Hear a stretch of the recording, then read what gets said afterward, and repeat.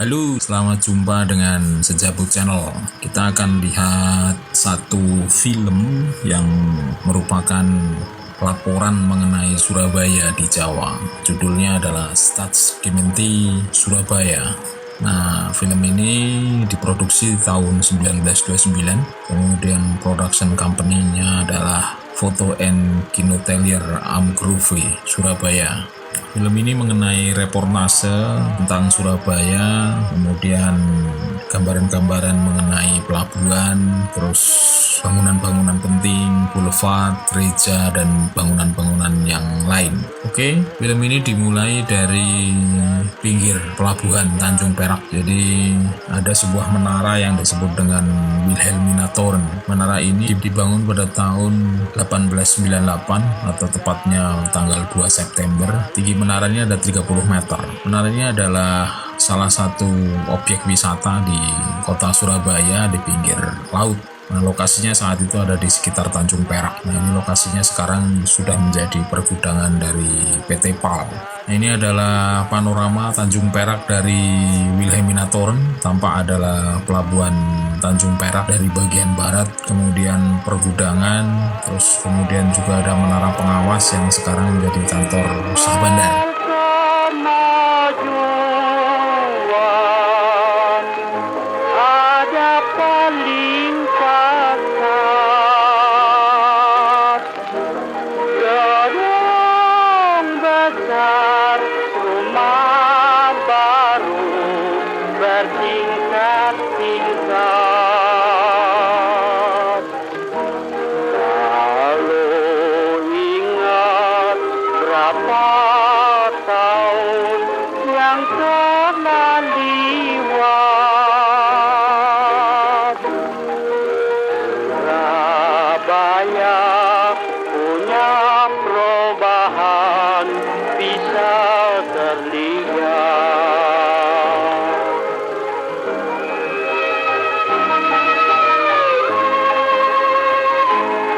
Kemudian bergeser ke timur, nah dari kejauhan tampak Pulau Madura.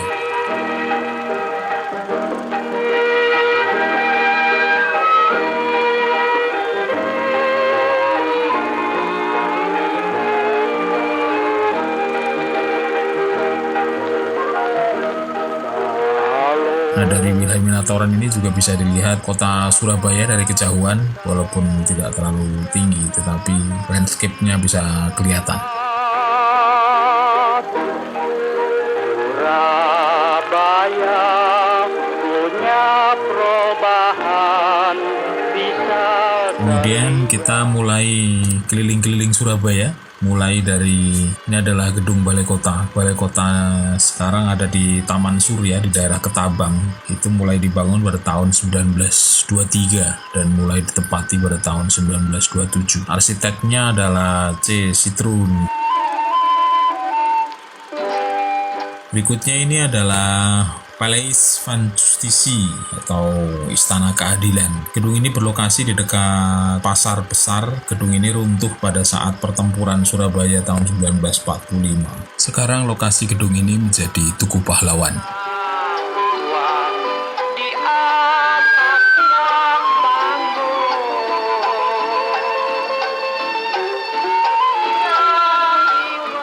Ini adalah Landratsgebouw atau Gedung Pengadilan. Sekarang menjadi Gedung Pengadilan Negeri Surabaya di Jalan Arjuna.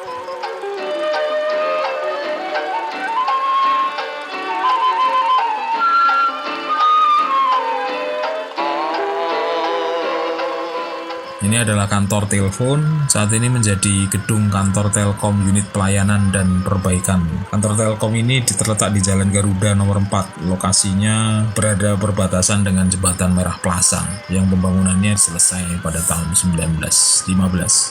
Ini adalah kantor pos. Sampai sekarang kantor pos ini masih berdiri. Secara desain juga masih sama dengan desain awal. Saat ini adalah kantor pos besar Surabaya yang berlokasi di Jalan Kebonrojo. Bangunannya merupakan bangunan asli yang dibangun pada tahun 1880 sampai dengan tahun 1881. Ini adalah kediaman Gubernur Jawa Timur, saat ini disebut dengan Gedung Gerahadi. Berikutnya ini adalah kediaman Bupati Surabaya. Gedung ini berada di Jalan Pregulan Bunder yang sekarang menjadi Gereja Kristen Abdil Eliong. Adalah rumah Komandan Marinir. Rumah ini sekarang berada di pojokan Jalan Ketabang Kali dan Jalan Yosudarso. Desainnya masih dipertahankan dan fungsinya sekarang sepertinya sih masih menjadi rumah dinas Angkatan Laut TNI di Surabaya. Ini lapangan Tanjung Perak dengan ikon Big Ben-nya Surabaya atau tugu replika jam Big Ben London. Lokasinya berada di Jalan Perapat Kurung, Tanjung Perak. Sayangnya replika Big Ben ini sudah tidak jelas di mana. Informasi terakhir jam ini dicuri pada periode tahun 1960 dan 1970. Sayang sih. Ini adalah jembatan Simpang atau sekarang adalah jembatan di Jalan Yosudarso arah Balai Kota.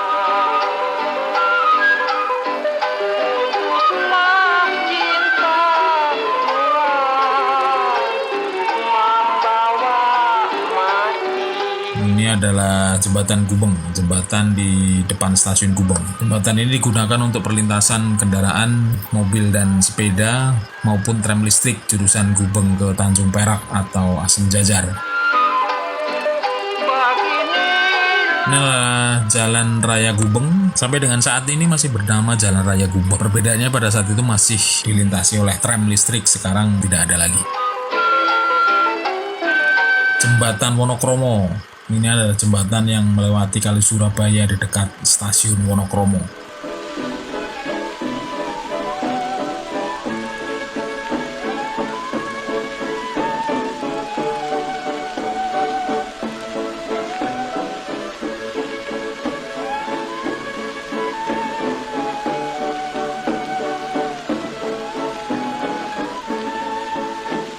Jembatan Dinoyo. Jembatan ini berada di Jalan Bung Tomo yang menghubungkan antara daerah Dinoyo dan Ngagel. Jembatan ini cukup lebar, pada saat itu dihiasi dengan ornamen tugu-tugu di sekitar pagar jembatan.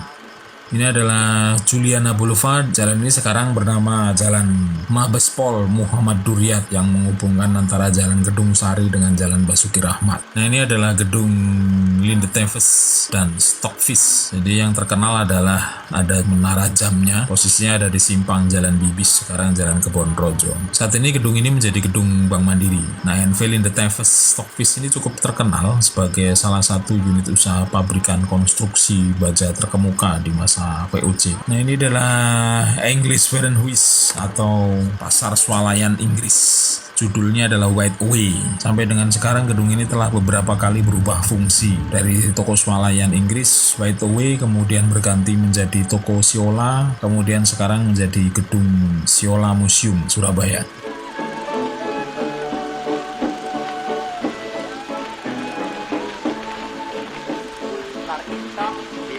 Ini adalah toko Van de Poel. Toko ini adalah toko mainan anak-anak yang terkenal yang lokasinya ada di Jalan Embong, Malang. Nah, sekarang lokasinya sudah menjadi Tunjungan Plaza. Ini adalah Boekhandel GCT Van Dorp NCO.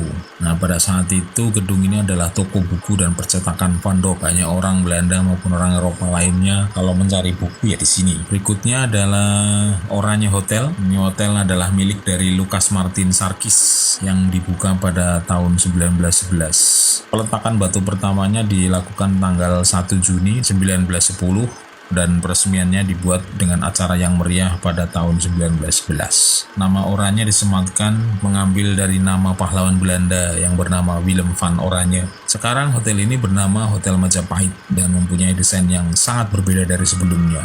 Perubahan ini merupakan hasil renovasi pada tahun 1923 sampai tahun 1926. Ini adalah Hotel Georgina. Sampai sekarang riset saya belum bisa mendeteksi Hotel Georgina itu posisinya ada di mana dan sekarang telah menjadi bangunan seperti apa lokasinya. Oke, nah ini adalah kompleks perumahan orang Eropa yang adanya di Selebestraat atau Jalan Sulawesi. Rumah ini dibangun dengan desain yang sama dan luas tanah yang sama, ya seperti perumahan zaman sekarang lah. Nah, saat ini rumah-rumah ini sepertinya sudah tidak tersisa karena sudah menjadi kawasan perkotaan di sekitar Gubeng.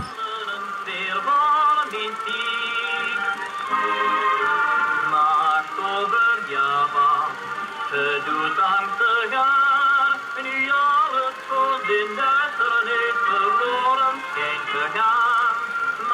Kemudian ini adalah Jalan Ketabang Besar.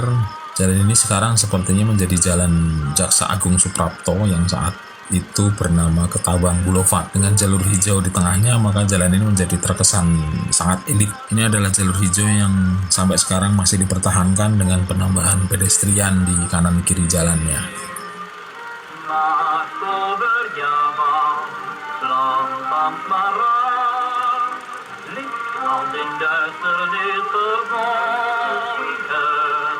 Berikutnya adalah Musi Strat atau Jalan Musi.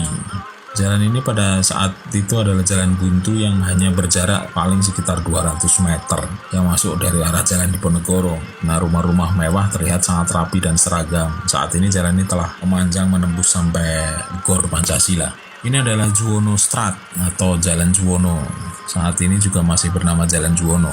Walaupun jalannya kecil, tetapi kawasannya terlihat sangat elit dengan rumah-rumah yang megah dan indah sepanjang jalan sampai sekarang. Oke, ini adalah tulisan kesan singkat kota Surabaya dari beberapa pedagang yang ditanya oleh kru film. Jadi dikatakan bahwa Surabaya adalah kota perdagangan yang terlihat makmur, terlihat dari rumah tinggal orang-orang Surabaya yang nyaman.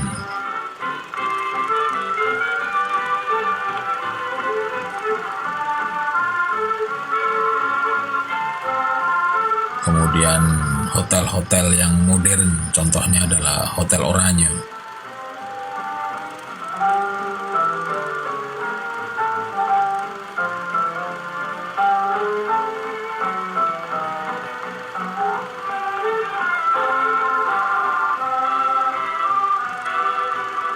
Dengan ruang makan yang luas.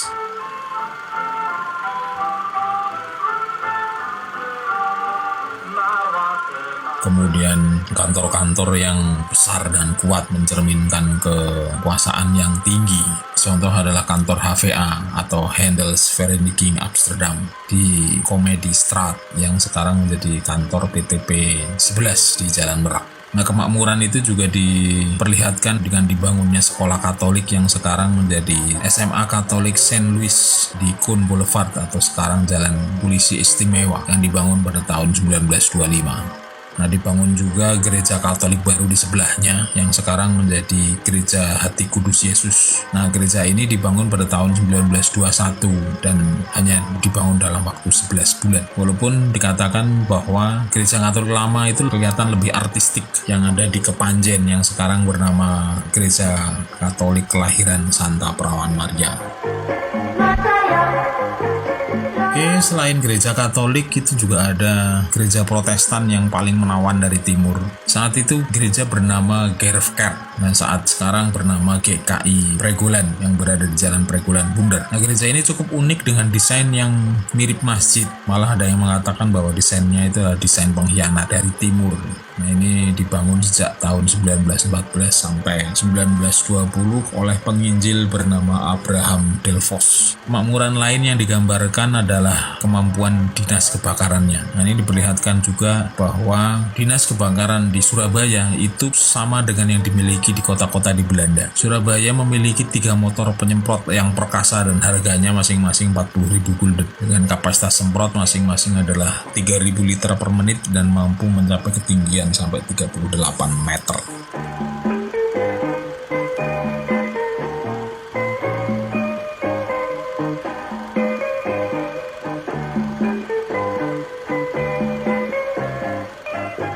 Nah, ini adalah aksi pemadam kebakaran dari anak-anak pribumi.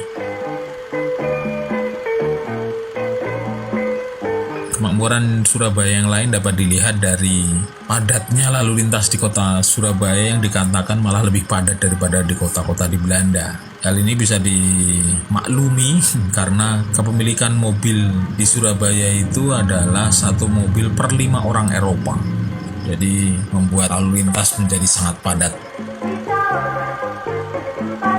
Oke, itu adalah gambaran kota Surabaya pada tahun 1929. Semoga bisa menjadikan pengetahuan dan sekaligus juga minat kita untuk memelihara bangunan-bangunan istimewa yang mempunyai sejarah panjang pada kehidupan masyarakat Indonesia, khususnya yang di Surabaya. Itu saja, terima kasih sudah mampir di Sejabut Channel. Sampai jumpa di video sejarah dan budaya berikutnya. Terima kasih.